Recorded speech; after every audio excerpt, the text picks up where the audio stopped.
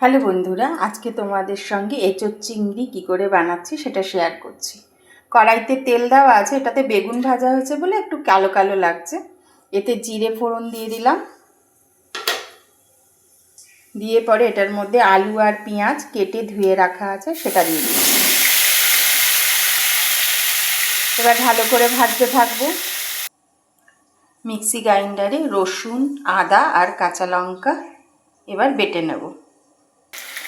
আলুটা ভাজা ভাজা হয়ে গেল, মিক্সি গ্রাইন্ডারে যেগুলো পিষেছিলাম সেগুলো দিয়ে দিলাম,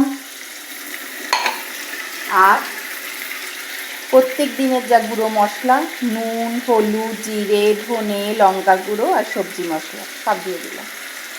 এবার ভালো করে কষাতে থাকবো। আলুটা মশলা দিয়ে কষানো হয়ে গেছে।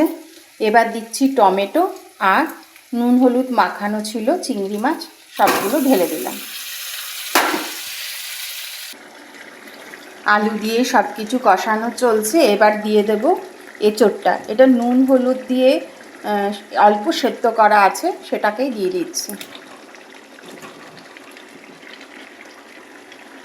এবার ভালো করে সব কিছু মিলিয়ে কষাবো। খুব ভালো করে কষানো হয়ে গেছে। এবার এই সাইডে করেছি গরম জল, ওইটা এবার এর মধ্যে ঢেলে দেবো।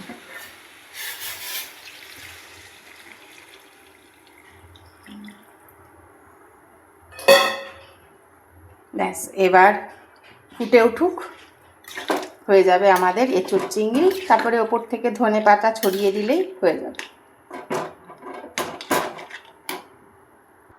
আমাদের এঁচোড়ের তরকারিটা হয়ে গেছে পুরোপুরি, বাটিতে নামিয়ে নিয়েছি। এবার উপর থেকে একটু ধনে পাতা দিয়ে ঢেকে রেখে দেব। বেশ ধনে পাতার গন্ধটা খুব ভালো লাগবে।